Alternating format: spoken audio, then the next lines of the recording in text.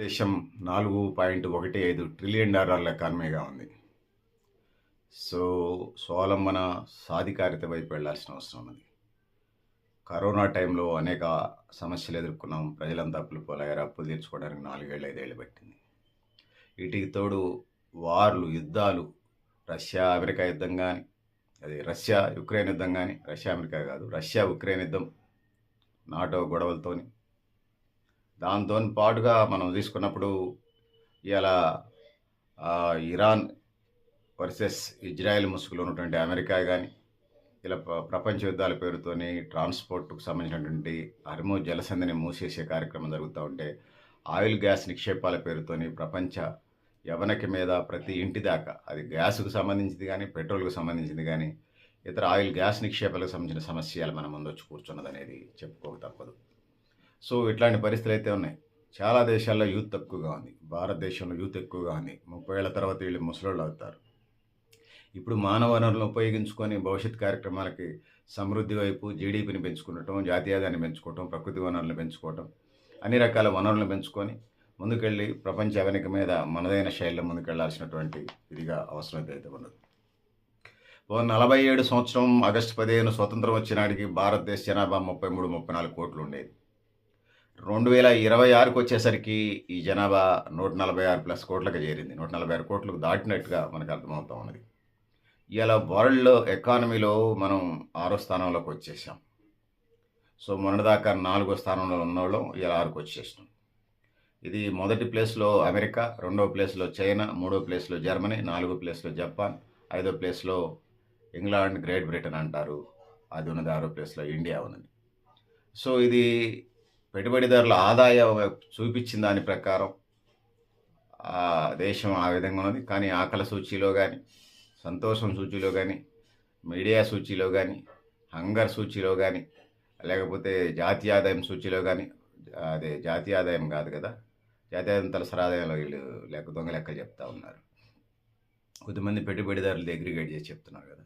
ఇంకా చూసుకున్నప్పుడు మాతాశిశు మరణాలు, త్రాగునీరు, సాగునీరు, అగ్రికల్చర్, రిక్రూట్మెంట్స్, ఉద్యోగాలు, ఉపాధి కల్పన, ఇట్లా అనేక రంగాలను చూసుకున్నప్పుడు మిగతా దేశాలతో మనం పోల్చినప్పుడు వెనకబడి ఉన్నామనేది తెలియజేసుకోవచ్చు. 6వ స్థానంలో లేనేలేం. కొద్దిమంది పెట్టుబడిదారుల బహుళజాతి సంస్థల ఆదాయాన్ని భారతదేశ జనాభాతోనే భాగించి మనం 6వ స్థానంలో ఉన్నామని చెప్తా ఉన్నారు. ఇది ప్రజల నిజ జీవితాల్లో వచ్చినటువంటి వెలుగులు మాత్రమే నిజమైనటువంటి తలసరి ఆదాయాన్ని, జాతీయ ఆదాయాన్ని చూస్తాయి తప్పితే దేశంలో ఉన్నటువంటి కొద్దిమంది పెట్టుబడిదారుల బహుళజాతి సంస్థల ఆదాయం ఈ దేశానికి సంబంధించి ఎప్పటికీ కూడా ఈ దేశానికి సంబంధించినటువంటి నిజ అభివృద్ధిని సూచించదు అనేది ఈ సందర్భంగా నేను తెలియజేసుకుంటా ఉన్నాను.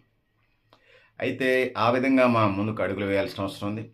2022లో భారత జీడిపి ఏదైతే ఉందో 6.5 ఉన్నది. ఇప్పుడు దాన్ని ముందుకెళ్లాల్సిన అవసరం అయితే ఉన్నది. కేంద్ర రాష్ట్ర ప్రభుత్వాలకు కష్టకాలమే. జీవన ప్రమాణాలు పెంచాలి, సంపదను సృష్టించాలి, ఆ విధంగా ఉపాధి కల్పన పెంచాలి, ఇతర సవాళ్ళు ఏమైనా అధిగమించి ముందుకు పోవాల్సిన అవసరం ఉందనేది ఇవాళ తెలియజేసుకుంటా ఉన్నాను. ప్రజాస్వామ్య ప్రభుత్వాలు ఏర్పడాలి. ధనస్వామ్య, ప్లూటోక్రసీ, ఎన్నికల స్వామ్యాలు పోవాలి. ఆ విధంగా ముందుకు పోవాలి. ఇక చమురు దేశాల ఆధిపత్యం ఎల్లకాలం ఉండదనేది చరిత్ర స్పష్టం చేస్తూ ఉంది. ఎందుకంటే భూస్వామ్య ఆదిమ సమాజంలో బానిసలు ఎక్కువ ఉంటే వాళ్ళు ధనికులని, యాజమాన్యాలు ధనికులని, అది గొప్పోళ్ళని వాళ్ళని చరిత్రగా చెప్పుకునేటోళ్ళు. వేటాటం అంతకంటే ముందు తీసుకున్నప్పుడు ఆయుధాలు వేటాడటం ఎవరు ఎక్కువ ఉంటే వాళ్ళు, ఫారెస్ట్ ఎక్కువ ఉంటే ఎవరు వేటాడటం ఎక్కువగా అయితే వాళ్ళు అనేది. దాని తర్వాత నుంచి బానిస సమాజానికి వచ్చిన బానిస సమాజంలో బానిసలు ఎక్కువ ఉంటే వాళ్ళు ధనికులాగా, గ్రీస్ లాంటి దేశాలు మనకు ఉదాహరణగా కనిపిస్తాయి. మేధాలు అరిస్టాటిల్, ప్లేటో, సోక్రటిస్ లాంటి వాళ్ళు చాలామంది ఉన్నా మేధస్కి, చదువుకి ఆ రోజుల్లో ప్రయారిటీ ఉండకపోయేది. సో, దాని తర్వాత భూస్వామ్య వ్యవస్థకు వచ్చినప్పుడు ఎక్కువ ల్యాండ్ ఉన్న వాళ్ళకి ప్రయారిటీ ఉండేది. దాని తర్వాత పెట్టుబడిదారులకు సంబంధించి వచ్చినప్పుడు ఏదైతే ఉన్నదో, పెట్టుబడిదారులు ఎక్కువ దేశంలో ఉంటే ఎక్కువ నేషనల్ ఇన్కమ్, జీడిపి చూపిస్తే వాళ్ళు ధనికమైన దేశంగా కనపడతా ఉంది. కొన్నిసార్ల జాతీయ వాణిజ్య విధానం పేరుతోని ఆయుధాలు అమ్ముకునే అమెరికా ఇలా ధనికంగా కనిపిస్తూ ఉన్నది. ఇక సౌదీ కంట్రీస్ ఎవరైతే ఉన్నాయారో 17 నుంచి 20 దేశాల దాకా, ఇప్పుడు అది సౌదీ కానివ్వండి, ఇరాన్ కానివ్వండి, ఇరాక్ కానివ్వండి, లెబనాన్ కానివ్వండి, లేకపోతే ఖతార్ కానివ్వండి, యునైటెడ్ అరబ్ ఎమిరేట్స్ కానివ్వండి, చాలా దేశాలు ఉన్నాయి. కువైట్ కానివ్వండి, లిబియా కానివ్వండి, ఈ దేశాలన్నిటికి సంబంధించి ఆయిల్, గ్యాస్ నిక్షేపాలు ఉన్నాయి కాబట్టి అవి ధనిక దేశాలుగా ఇలా పిలువబడతా ఉన్నాయి. రేపు ఈ టెక్నాలజీ పెట్రోల్ రిలేటెడ్ లేనటువంటి టెక్నాలజీ వచ్చినప్పుడు సైన్స్ అండ్ టెక్నాలజీ వైపు మనం ఎల్లకాలం చమురాధిపత్య దేశాలదే ధనిక దేశాలుగా మనం చెప్పలేం. సో ఇవాళ సైన్స్ అండ్ టెక్నాలజీ, ముఖ్యంగా టెక్నాలజీ బేస్డ్గా ఇవాళ ధనిక దేశాలుగా పిలువబడతాయి. సో ఆ విధంగా ఇవాళ ధనిక దేశాలు ఉన్నాయి. అందుకోసం దేశం కూడా, ఇండియా కూడా ఆ వైపుగా అడుగులు వేయాలి. సో విద్య, వైద్యం, ఉపాధి ఈ చాలా ప్రధానమైనటువంటి ఎజెండాగా వాటిని డెవలప్ చేసుకుంటూ ముందుకు పోవాలి. మేము పెడతా ఉన్నాం ఎజెండాని, తినడానికి తిండి, ఉండడానికి ఇల్లు, కట్టుకోవడానికి బట్ట, విద్య, వైద్యం, ఉపాధి, సమాన అవకాశాల సమాజం కోసం, భూమి పంపిణీ, సామాజిక న్యాయం పెడుతున్నాం. ఈ డిమాండ్స్తో పాటు సాంకేతిక పరిజ్ఞానాన్ని, సైన్స్ అండ్ టెక్నాలజీని ప్రజల్లోకి తీసుకుపోవాలి. అది కింది గ్రాస్ రూట్ దాకా అందాలి. అలాంటి విధమైనటువంటి అభివృద్ధి జరగాలి.